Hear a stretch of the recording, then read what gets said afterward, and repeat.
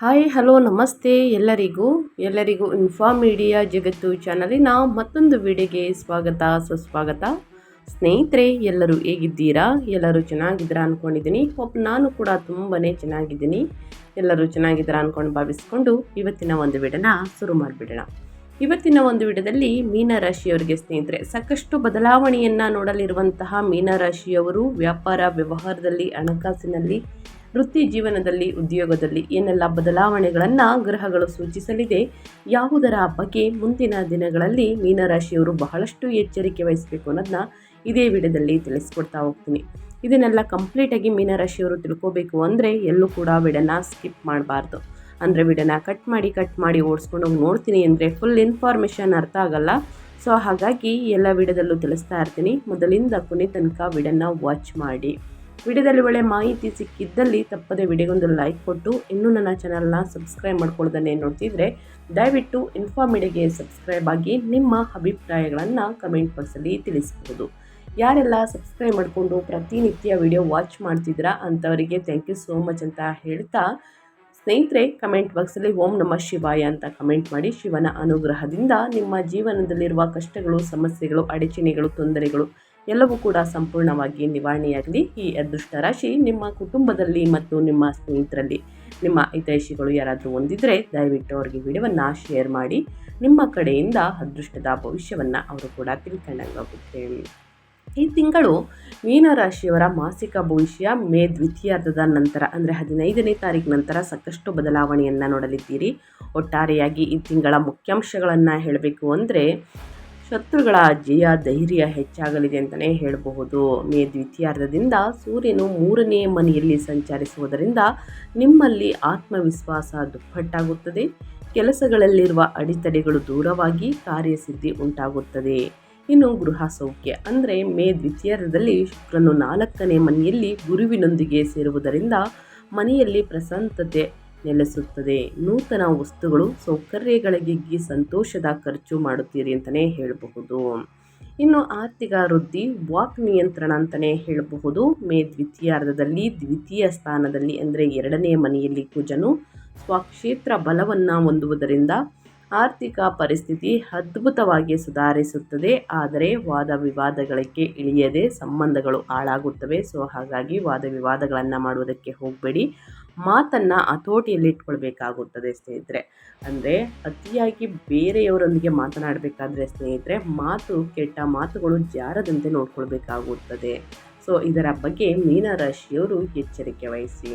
ಇನ್ನು ಮೀನರಾಶಿಯವರಿಗೆ ಒಟ್ಟಾರೆಯಾಗಿ ಹೇಳಬೇಕು ಅಂದರೆ ಈ ತಿಂಗಳ ದ್ವಿತೀಯಾರ್ಧದಿಂದ ಮೇ 2026 15ನೇ ತಾರೀಕು ನಂತರ ಈ ತಿಂಗಳ ಮಾಸವು ಕಳೆದ ತಿಂಗಳುಗಳಲ್ಲಿದ್ದಂತಹ ತೀವ್ರವಾದ ಶಾರೀರಿಕ ಮತ್ತು ಮಾನಸಿಕ ಒತ್ತಡಗಳಿಂದ ಉಪಶಮನ ನೀಡುವಂತಹ ಮಾಸವಾಗಿದೆ.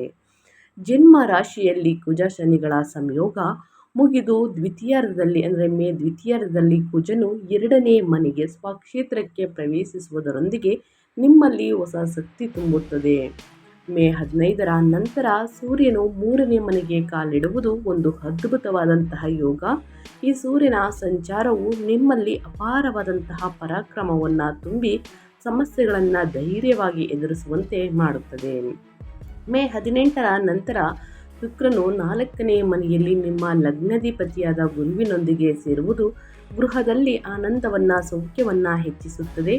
ಆದರೆ ಏಳೀನಾಟ ಶನಿಯ ಪ್ರಭಾವದಿಂದಾಗಿ ಮೀನರಾಶಿಯವರಿಗೆ ಕೆಲಸಗಳಲ್ಲಿ ಒಂದು ಶಿಸ್ತು, ತಾಳ್ಮೆ ಪಾಲಿಸುವುದು ಎಂದಿನಂತೆ ಅಗತ್ಯ ಅಂತಲೇ ಹೇಳಬಹುದು.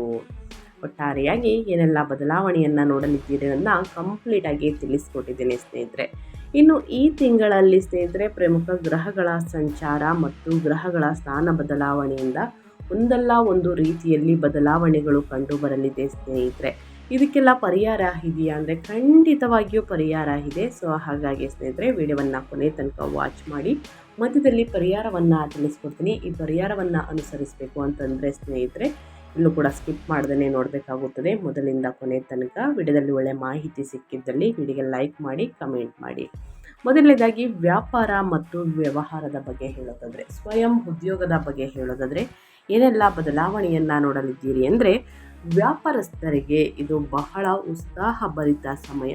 ಸಪ್ತಮಾಧಿಪತಿಯಾದಂತಹ ವ್ಯಾಪಾರಕಾರಕ ಬುಧನು ಮೇ ದ್ವಿತೀಯಾರ್ಧದ ನಂತರ 3ನೇ ಮನೆಯಲ್ಲಿ ಸಂಚರಿಸುವುದರಿಂದ ಮಾರ್ಕೆಟಿಂಗ್, ಸೇಲ್ಸ್ ಮತ್ತು ಕಮ್ಯುನಿಕೇಷನ್ ಕ್ಷೇತ್ರದಲ್ಲಿರುವವರಿಗೆ ಹೊಸ ಕ್ಲೈಂಟ್ಗಳು ಸಿಗುತ್ತಾರೆ. ವ್ಯಾಪಾರ ವಿಸ್ತರಣೆಗಾಗಿ ನೀವು ಮಾಡುವಂತಹ ಪ್ರಯಾಣಗಳು ಉತ್ತಮ ಫಲಿತಾಂಶಗಳನ್ನು ನೀಡುತ್ತವೆ. ಮೇ ದ್ವಿತೀಯಾರ್ಧದಲ್ಲಿ ಧನಾಧಿಪತಿಯಾದ ಕುಜನು 2ನೇ ಮನೆಯಲ್ಲಿ ಬಲವಾಗಿರುವುದರಿಂದ ನೀವು ಮಾಡುವಂತಹ ವ್ಯಾಪಾರ ಒಪ್ಪಂದಗಳು ಆರ್ಥಿಕವಾಗಿ ಲಾಭದಾಯಕವಾಗಿರುತ್ತವೆ. 4ನೇ ಮನೆಯಲ್ಲಿ ಶುಕ್ರನಿರುವುದರಿಂದ ಆಟೋಮೊಬೈಲ್ಸ್, ಇಂಟೀರಿಯರ್ ಡಿಸೈನಿಂಗ್ ಮತ್ತು ರಿಯಲ್ ಎಸ್ಟೇಟ್ ವ್ಯಾಪಾರ ವ್ಯವಹಾರವನ್ನು ಮಾಡುವವರಿಗೆ ಲಾಭ ದುಪ್ಪಟ್ಟನ್ನು ನೋಡಲಿದ್ದೀರಿ ಸ್ನೇಹಿತರೆ. ರಿಯಲ್ ಎಸ್ಟೇಟನ್ನು ವ್ಯವಹಾರವನ್ನು ನಡೆಸುವವರೆಗೂ ಕೂಡ ಸ್ನೇಹಿತರೆ ಲಾಭ ಕಟ್ಟಿಟ್ಟ ಬುತ್ತಿ ಅಂತಲೇ ಹೇಳಬಹುದು.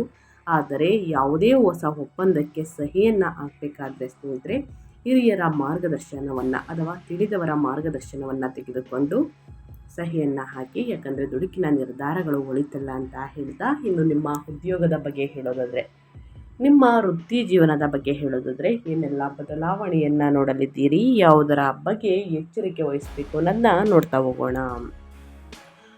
ಮೀನರಾಶಿಯವರಿಗೆ ಲಗ್ನದಲ್ಲಿ ಶನಿಯ ಸಂಚಾರದಿಂದಾಗಿ ನಿಮ್ಮ ಆಫೀಸ್ನಲ್ಲಿ ಕೆಲಸಗಳು ಸ್ವಲ್ಪ ನಿಧಾನವಾಗಿ ಕೂಡ ಸಾಗಿದರೂ 4ನೇ ಮನೆಯಲ್ಲಿ ಕರ್ಮಾಧಿಪತಿಯಾದಂತಹ 10ನೇ ಅಧಿಪತಿಯಾಗಿರುವಂತಹ ಗುರು ಇರುವುದರಿಂದ ನಿಮ್ಮ ಉದ್ಯೋಗಕ್ಕೆ ಬಲವಾದ ರಕ್ಷಾ ಕವಚ ಇದ್ದಂತೆ. ಮೇ ದ್ವಿತೀಯಾರ್ಧದಲ್ಲಿ ಸೂರ್ಯನು 3ನೇ ಮನೆಗೆ ಉಪಚಯ ಸ್ಥಾನ ಅಂತಲೇ ಹೇಳಬಹುದು ಪ್ರವೇಶಿಸುವುದರಿಂದ ವೃತ್ತಿಪರವಾಗಿ ಅದ್ಭುತವಾದಂತಹ ಅನುಕೂಲತೆ ಉಂಟಾಗುತ್ತದೆ. ಸೂರ್ಯನು 6ನೇ ಮನೆಯ ಅಂದರೆ ಶತ್ರು ಸೇವಾ ಸ್ಥಾನ ಅಂತಲೇ ಹೇಳಬಹುದು ಅಧಿಪತಿಯಾಗಿರುವುದರಿಂದ 3ನೇ ಮನೆಯಲ್ಲಿ ಸೂರ್ಯನ ಸಂಚಾರ ನಿಮ್ಮಲ್ಲಿ ಸ್ಪರ್ಧಾತ್ಮಕ ಮನೋಭಾವವನ್ನು ಹೆಚ್ಚಿಸುತ್ತದೆ. ಸಹೋದ್ಯೋಗಿಗಳು ಅಥವಾ ಶತ್ರುಗಳು ನಿಮ್ಮ ಹತ್ತಿರಕ್ಕೂ ಕೂಡ ಬರಲಾರರು. ನೀವು ತೆಗೆದುಕೊಳ್ಳುವಂತಹ ಧೈರ್ಯಶಾಲಿ ನಿರ್ಧಾರಗಳು ಅಧಿಕಾರಿಗಳ ಮೆಚ್ಚುಗೆಗೆ ಪಾತ್ರರಾಗುತ್ತವೆ. ಅಂದುಕೊಂಡ ಗುರಿಗಳನ್ನು ಯಾವುದೇ ಅಡಚಣೆ ಇಲ್ಲದೆ ತಲುಪುತ್ತೀರಿ ಅಂತಲೇ ಹೇಳಬಹುದು. ಗ್ರಹಗಳ ಸಂಚಾರ ಮತ್ತು ಗ್ರಹಗಳ ಸ್ಥಾನ ಬದಲಾವಣೆಯಿಂದ ವೃತ್ತಿ ಜೀವನದಲ್ಲಿ ಮತ್ತು ವ್ಯಾಪಾರ ವ್ಯವಹಾರದಲ್ಲಿ ಮೀನರಾಶಿಯವರು ಏನೆಲ್ಲ ಬದಲಾವಣೆಗಳನ್ನು ನೋಡಲಿದ್ದೀರಿ, ಯಾವುದರ ಬಗ್ಗೆ ಎಚ್ಚರಿಕೆ ವಹಿಸಬೇಕು ಅನ್ನೋದನ್ನ ಕಂಪ್ಲೀಟಾಗಿ ತಿಳಿಸ್ಕೊಟ್ಟಿದ್ದೀನಿ ಸ್ನೇಹಿತರೆ. ಏನೇ ಡೌಟ್ಸ್ ಇದ್ರೂ ಕೂಡ ಕಮೆಂಟ್ ಮಾಡಿ ಅಂತ ಹೇಳ್ತಾ, ಇನ್ನು ಮುಂದಿನದಾಗಿ ನಿಮ್ಮ ಆರ್ಥಿಕ ಸ್ಥಿತಿ ಮತ್ತು ಧನಲಾಭದ ಬಗ್ಗೆ ಹೇಳೋದಾದರೆ ಏನೆಲ್ಲ ಬದಲಾವಣೆಯನ್ನು ನೋಡಲಿದ್ದೀರಿ ಅಂದರೆ, ಆರ್ಥಿಕವಾಗಿ ಈ ತಿಂಗಳು ಒಂದು ಮೈಲಿಗಲ್ಲು ಅಂತಲೇ ಹೇಳ್ಬೋದು. ಮೇ ದ್ವಿತೀಯಾರ್ಧದಲ್ಲಿ ಧನಸ್ಥಾನದಲ್ಲಿ ಮತ್ತು ಭಾಗ್ಯಾಧಿಪತಿಯಾದಂತಹ ಕುಜನು ತನ್ನ ಸ್ವಂತ ಮನೆಗೆ ಅಂದರೆ 2ನೇ ಮನೆಗೆ ಮೇಷರಾಶಿಗೆ ತಲುಪುತ್ತಾರೆ. ಧನಸ್ಥಾನದಲ್ಲಿ ಸ್ವಕ್ಷೇತ್ರದಲ್ಲಿ ಕುಜನು ಅಖಂಡವಾದಂತಹ ಧನಯೋಗವನ್ನು ನೀಡುತ್ತಾರೆ. ಬ್ಯಾಂಕ್ ಬ್ಯಾಲೆನ್ಸ್ ಕೂಡ ಹೆಚ್ಚಾಗಬಹುದು, ಅಂದರೆ ಸ್ನೇಹಿತರೆ ಹಣ ಹೆಚ್ಚಾಗಲಿದೆ. ಮೇ ದ್ವಿತೀಯಾರ್ಧದಲ್ಲಿ 2ನೇ ಮನೆಯಲ್ಲಿ ಉಚ್ಚ ಸೂರ್ಯನ ಪ್ರಭಾವದಿಂದ ನಿಮ್ಮ ಆಸ್ತಿಗಳ ಮೌಲ್ಯ ಹೆಚ್ಚಾಗುವುದು ಅಥವಾ ಮಾರಾಟದ ಮೂಲಕ ಭಾರಿ ಲಾಭಗಳು ಉಂಟಾಗುತ್ತವೆ. ಹಿಂದೆ ನಿಂತು ಹೋಗಿದ್ದಂತಹ ಹಳೆಯ ಬಾಕಿಗಳು ವಸೂಲಿಯಾಗುತ್ತವೆ. ಆದರೆ ಲಗ್ನದಲ್ಲಿ ಶನಿ ಇರುವುದರಿಂದ ಸಂಪಾದಿಸಿದ ಹಣವನ್ನು ಭವಿಷ್ಯಕ್ಕಾಗಿ ಜಾಗರೂಕತೆಯಿಂದ ಉಳಿತಾಯ ಮಾಡುವುದು ಬಹಳ ಮುಖ್ಯ ಸ್ನೇಹಿತರೆ. ಸೊ ಹಣಕಾಸಿನ ವಿಚಾರದಲ್ಲಿ ಏನೆಲ್ಲ ಬದಲಾವಣೆಗಳು ಕಂಡು ಬರಲಿದೆ ಮೀನರಾಶಿಯವರಿಗೆ, ಯಾವುದರ ಬಗ್ಗೆ ಎಚ್ಚರಿಕೆ ವಹಿಸಬೇಕು ಅನ್ನೋದನ್ನ ಕಂಪ್ಲೀಟಾಗಿ ತಿಳಿಸ್ಕೊಟ್ಟಿದ್ದೀನಿ. ಇನ್ನೇ ಡೌಟ್ಸ್ ಇದ್ರೂ ಕೂಡ ಕಮೆಂಟ್ ಮಾಡಿ ಅಂತ ಹೇಳ್ತಾ, ಇನ್ನು ಮೇಯ್ನ್ ಆಗಿ ನಿಮ್ಮ ಯೋಗಕ್ಷೇಮ ಮತ್ತು ಹೆಲ್ತ್ ಬಗ್ಗೆ ಹೇಳೋದಾದರೆ ಯಾವುದರ ಬಗ್ಗೆ ಮೀನರಾಶಿಯವರು ಎಚ್ಚರಿಕೆ ವಹಿಸಬೇಕು ಅನ್ನೋದನ್ನ ನೋಡ್ತಾ ಹೋಗೋಣ. 2ನೇ ಮನೆಯಲ್ಲಿರುವಂತಹ ಕುಜ ಮತ್ತು 4ನೇ ಮನೆಯಲ್ಲಿರುವಂತಹ ಸೂರ್ಯ ನಿಮ್ಮಲ್ಲಿ ಉಷ್ಣವನ್ನು ಅಂದರೆ ಪಿತ್ತವನ್ನು ಹೆಚ್ಚಿಸಲಿದ್ದಾರೆ.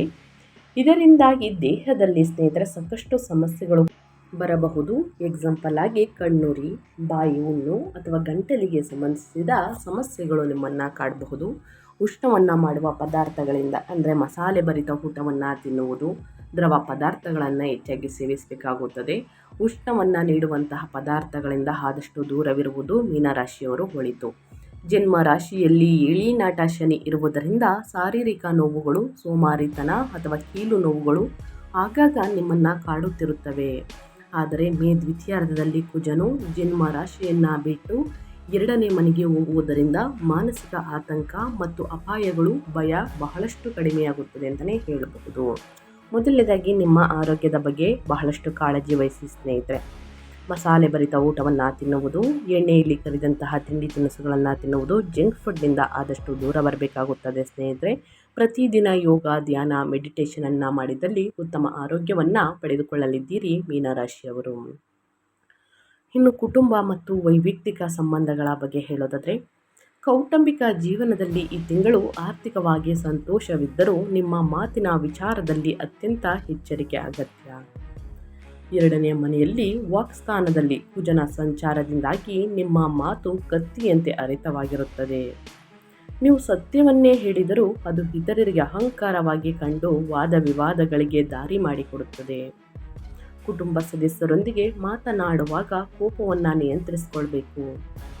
ಮೇ ದ್ವಿತೀಯಾರ್ಧದಂದು ಶುಕ್ರನು 4ನೇ ಮನೆಯಲ್ಲಿ ಸುಖದ ಸ್ಥಾನದಲ್ಲಿ ಪ್ರವೇಶಿಸಿ ನಿಮ್ಮ ಲಗ್ನಾಧಿಪತಿ ಗುರುವಿನೊಂದಿಗೆ ಸೇರುವುದು ಒಂದು ಅದ್ಭುತವಾದಂತಹ ಬದಲಾವಣೆ ಕಂಡುಬರಲಿದೆ. ಮನೆಯಲ್ಲಿ ಹಬ್ಬದ ವಾತಾವರಣ ನೆಲೆಸುತ್ತದೆ. ಕುಟುಂಬದೊಂದಿಗೆ ಸೇರಿ ವಾಹನವನ್ನು ಖರೀದಿಸುವುದು ಅಥವಾ ಮನೆಯನ್ನು ಸುಂದರವಾಗಿ ಅಲಂಕರಿಸುವುದು ಮಾಡುತ್ತೀರಿ. ತಾಯಿಯ ಆರೋಗ್ಯದ ಬಗ್ಗೆ ಎಚ್ಚರಿಕೆ ವಹಿಸಿ ಸ್ನೇಹಿತರೆ. ಅವರ ಆರೋಗ್ಯ ಬಗ್ಗೆ ಸ್ವಲ್ಪ ಕಾಳಜಿ ವಹಿಸುವುದು ಉತ್ತಮ. ಇನ್ನು ವಾಹನವನ್ನು ಖರೀದಿ ಮಾಡುವಂತಹ ಯೋಗ ಇದೆ. ವಾಹನವನ್ನು ಚಾಲನೆ ಮಾಡಬೇಕಾದ್ರೆ ಬಹಳಷ್ಟು ಎಚ್ಚರಿಕೆ ವಹಿಸಿ. ಸಣ್ಣ ಪುಟ್ಟ ಗ್ರಹಗಳು ಸೂಚನೆಯಿಂದ ಸ್ನೇಹಿತರೆ ಸಣ್ಣ ಪುಟ್ಟ ಗಾಯಗಳನ್ನು ಸೂಚಿಸುತ್ತಿದೆ. ಇನ್ನು ವಿದ್ಯಾರ್ಥಿಗಳ ಬಗ್ಗೆ ಹೇಳೋದಾದರೆ, ವಿದ್ಯಾಭ್ಯಾಸದಲ್ಲಿ ಏನೆಲ್ಲ ಬದಲಾವಣೆಗಳು ಕಂಡುಬರಲಿದೆ, ಯಾವುದರ ಬಗ್ಗೆ ಎಚ್ಚರಿಕೆ ವಹಿಸಬೇಕು ಅಂದರೆ, ವಿದ್ಯಾಕಾರಕನಾದಂತಹ ಬುಧನು ಮೇ ದ್ವಿತೀಯಾರ್ಧದಿಂದ 3ನೇ ಮನೆಯಲ್ಲಿ ಸೂರ್ಯನೊಂದಿಗೆ ಸೇರುವುದರಿಂದ ಬುಧ ನಿತ್ಯ ಯೋಗ, ವಿದ್ಯಾರ್ಥಿಗಳ ಆಲೋಚನಾ ವಿಧಾನ ಚುರುಕಾಗಿ ಬದಲಾಗುತ್ತದೆ. ಕಳೆದ ತಿಂಗಳುಗಳಲ್ಲಿದ್ದಂತಹ ಏಕಾಗ್ರತೆಯ ಕೊರತೆ ದೂರವಾಗುತ್ತದೆ. ಲಗ್ನದಲ್ಲಿ ಶನಿ ಇರುವುದರಿಂದ ಕಷ್ಟಪಟ್ಟು ಓದುವುದರ ಹೊರತು ಬೇರೆ ದಾರಿಯೇ ಇಲ್ಲ ಸ್ನೇಹಿತರೆ. ಯಾರು ಸೋಮಾರಿತನವನ್ನು ಬಿಟ್ಟು ಯೋಜನಾಬದ್ಧವಾಗಿ ಓದುತ್ತಾರೋ ಅವರು ಸ್ಪರ್ಧಾತ್ಮಕ ಪರೀಕ್ಷೆಗಳಲ್ಲಿ ಅದ್ಭುತವಾದಂತಹ ರ್ಯಾಂಕ್ಗಳನ್ನು ಗಳಿಸುತ್ತಾರೆ. ಎಷ್ಟು ಕಷ್ಟಪಟ್ಟು ಅಧ್ಯಯನದ ಕಡೆ ಗಮನ ಕೊಡ್ತೀರಾ ಅಷ್ಟು ಉನ್ನತ ಫಲಿತಾಂಶವನ್ನು ಮೀನರಾಶಿಯ ವಿದ್ಯಾರ್ಥಿಗಳು ಖಂಡಿತವಾಗಿಯೂ ಗಳಿಸಲಿದ್ದೀರಿ. ಹಿಂದಿನ ಶ್ರಮ ಮುಂದಿನ ಅದೃಷ್ಟದ ಫಲ. ಸೊ ಹಾಗಾಗಿ ಅಧ್ಯಯನದ ಕಡೆ ಪ್ರತಿಯೊಬ್ಬರು ಗಮನ ಕೊಡಿ ಅಂತ ಹೇಳ್ತಾ, ಇನ್ನು ಮುಂದಿನದಾಗಿ ಹೇಳೋದಾದರೆ ಸ್ನೇಹಿತರೆ, ಈ ತಿಂಗಳಲ್ಲಿ ಸಮಸ್ಯೆಗಳು ಎದುರಾಗಲಿದೆ. ಏನೆಲ್ಲ ಅದೃಷ್ಟವನ್ನು ನೋಡಲಿದ್ದೀರಿ, ಯಾವುದರ ಬಗ್ಗೆ ಎಚ್ಚರಿಕೆ ವಹಿಸಬೇಕು ಮೀನರಾಶಿಯವರನ್ನೆಲ್ಲ ಕಂಪ್ಲೀಟಾಗಿ ತಿಳಿಸ್ಕೊಟ್ಟಿದ್ದೀನಿ. ಇನ್ನು ಸಮಸ್ಯೆಗಳಿಗೆ ಪರಿಹಾರವನ್ನು ಕೂಡ ತಿಳಿಸ್ಕೊಡ್ಬೇಕು. ಸೊ ಈ ಸಣ್ಣ ಪುಟ್ಟ ಪರಿಹಾರವನ್ನು ಮೀನರಾಶಿಯವರು ಅನುಸರಿಸಿದ್ದಲ್ಲಿ ಕಷ್ಟಗಳು, ಸಮಸ್ಯೆಗಳು, ಅಡಚಣೆಗಳು ಎಲ್ಲವೂ ಕೂಡ ನಿವಾರಣೆಯಾಗಲಿದೆ. ಮೇ ದ್ವಿತೀಯಾರ್ಧದಲ್ಲಿ ಜ್ಯೋತಿಷ್ಯದ ಪರಿಹಾರಗಳು ಬಂದು ಮೀನರಾಶಿಯವರಿಗೆ ಏಳಿನಾಟ ಶನಿಯ ಸೋಮಾರಿತನವನ್ನು ಕಳೆದುಕೊಂಡು 2ನೇ ಮನೆಯಲ್ಲಿ ಕುಜನಿಂದ ಬರುವಂತಹ ವಾಕ್ದೋಷಗಳನ್ನು, ಕೌಟುಂಬಿಕ ವಿವಾದಗಳನ್ನು ನಿವಾರಿಸಿಕೊಳ್ಳಲು ಈ ಪರಿಹಾರಗಳನ್ನು ಫಾಲೋ ಮಾಡಬೇಕಾಗುತ್ತದೆ. ಮೊದಲನೇದಾಗಿ ಹನುಮಾನ್ ಚಾಲಿಸ ಅಥವಾ ಶಿವನ ಆರಾಧನೆ. ಜನ್ಮ ರಾಶಿಯಲ್ಲಿರುವಂತಹ ಏಳಿನಾಟ ಶನಿ ದೋಷ ನಿವಾರಣೆಗೆ, ಶನಿ ದೋಷದ ನಿವಾರಣೆಗೆ ಸ್ನೇಹಿತರೆ ಪ್ರತಿ ಶನಿವಾರ ಶಿವಾಲಯದಲ್ಲಿ ಎಳ್ಳೆಣ್ಣೆಯಿಂದ ದೀಪವನ್ನು ಹಚ್ಚಿ ಹನುಮಾನ್ ಚಾಲಿಸವನ್ನು ಪಠಿಸಬೇಕಾಗುತ್ತದೆ 11 ಬಾರಿ. ಇನ್ನು ಸುಬ್ರಹ್ಮಣ್ಯ ಸ್ವಾಮಿಯ ಆರಾಧನೆ. 2ನೇ ಮನೆಯಲ್ಲಿ ಕುಜನಿಂದಾಗಿ ಮಾತಿನ ಭಿನ್ನಾಭಿಪ್ರಾಯಗಳು ಬಾರದಂತೆ ಇರಲು, ಆರ್ಥಿಕ ಲಾಭಗಳು ಸ್ಥಿರವಾಗಲು ಮಂಗಳವಾರದಂದು ಸುಬ್ರಹ್ಮಣ್ಯ ಸ್ವಾಮಿಯನ್ನು ಕೆಂಪು ಹೂಗಳಿಂದ ಪೂಜಿಸಿ ಸ್ನೇಹಿತರೆ. ಇನ್ನು ದತ್ತಾತ್ರೇಯ ಸಾಯಿಬಾಬಾವರ ಸೇವೆ. 4ನೇ ಮನೆಯಲ್ಲಿರುವ ಲಗ್ನಾಧಿಪತಿ ಗುರುವು ನಿಮಗೆ ರಕ್ಷಾ ಕವಚ. ಆತನ ಬಲವನ್ನು ಹೆಚ್ಚಿಸಲು ಗುರುವಾರದಂದು ದತ್ತಾತ್ರೇಯರನ್ನು ಸ್ಮರಿಸಿ ಹಳದಿ ಬಣ್ಣದ ವಸ್ತುಗಳನ್ನು ದಾನ ಮಾಡುವುದರಿಂದ ಸಮಸ್ಯೆಗಳು ಕ್ರಮೇಣವಾಗಿ ಕಡಿಮೆಯಾಗಲಿದೆ. ಇನ್ನು ಪ್ರತಿ ಭಾನುವಾರ ಸ್ನೇಹಿತರೆ, ಪ್ರತಿ ಭಾನುವಾರ ಸೂರ್ಯ ದೇವರಿಗೆ ನಮಸ್ಕಾರವನ್ನು ಮಾಡಿ ಆದಿತ್ಯ ಹೃದಯ ಸ್ತೋತ್ರವನ್ನು ಹೇಳಿ ಸೂರ್ಯ ದೇವರಿಗೆ ಅಗ್ರವನ್ನು ನೀಡಬೇಕಾಗುತ್ತದೆ ಸ್ನೇಹಿತರೆ. ಈ ರೀತಿ ಮಾಡುವುದರಿಂದ ವ್ಯಾಪಾರದಲ್ಲಿ, ವ್ಯವಹಾರದಲ್ಲಿದ್ದಂತಹ ಅಡಚಣೆಗಳು ಸಂಪೂರ್ಣವಾಗಿ ನಿವಾರಣೆಯಾಗಲಿದೆ. ಸೊ ಹಾಗಾಗಿ ತಪ್ಪದೆ ಮೀನರಾಶಿಯವರು ಯಾರೆಲ್ಲ ವಿಡಿಯೋವನ್ನು ನೋಡ್ತಾ ಇದ್ದೀರಾ ಈ ಸಣ್ಣ ಪುಟ್ಟ ಪರಿಹಾರಗಳನ್ನು ಮಾಡಿ ಅಂತ ಹೇಳ್ತಾ ಸ್ನೇಹಿತರೆ ನಾನು ವಿಡಿಯೋನ ಎಂಡ್ ಮಾಡ್ತಾ ಇದ್ದೀನಿ. ದಯವಿಟ್ಟು ಇವತ್ತಿನ ಒಂದು ವಿಡಿಯೋದಲ್ಲಿ ಸಂಪೂರ್ಣ ಮಾಹಿತಿ ಸಿಕ್ಕಿದ್ದಲ್ಲಿ, ಈ ವಿಡಿಯೋ ಯೂಸ್ಫುಲ್ ಅನಿಸಿದ್ದಲ್ಲಿ ವಿಡಿಯೋಗೆ ಲೈಕ್ ಮಾಡೋದನ್ನ ಮರ್ತಿದ್ರೆ ಲೈಕ್ ಮಾಡಿ. ಇನ್ನೂ ನನ್ನ ಚಾನಲ್ನ ಸಬ್ಸ್ಕ್ರೈಬ್ ಮಾಡ್ಕೊಂಡಿಲ್ಲ ಅಂದರೆ ಇನ್ಫಾ ಮೀಡಿಯಾಗೆ ಸಬ್ಸ್ಕ್ರೈಬ್ ಆಗಿ ನಿಮ್ಮ ಅಭಿಪ್ರಾಯಗಳನ್ನು ಕಮೆಂಟ್ ಬಾಕ್ಸಲ್ಲಿ ತಿಳಿಸ್ಬೋದು. ಯಾರೆಲ್ಲ ಸಬ್ಸ್ಕ್ರೈಬ್ ಮಾಡಿಕೊಂಡು ಪ್ರತಿನಿತ್ಯ ವಿಡಿಯೋ ವಾಚ್ ಮಾಡ್ತಿದ್ದೀರಾ ಅಂಥವರಿಗೆ ಥ್ಯಾಂಕ್ ಯು ಸೋ ಮಚ್ ಅಂತ ಹೇಳ್ತಾ, ನಿಮಗೂ ಮತ್ತು ನಿಮ್ಮ ಕುಟುಂಬಕ್ಕೆ ತುಂಬಾ ಒಳ್ಳೆಯದಾಗಲಿ. ಮತ್ತೊಂದು ವಿಡಿಯೋ ಜೊತೆ ಮತ್ತೊಂದು ಹೊಸ ಭವಿಷ್ಯದಲ್ಲಿ ಸಿಗ್ತೀನಿ. Thank you for watching.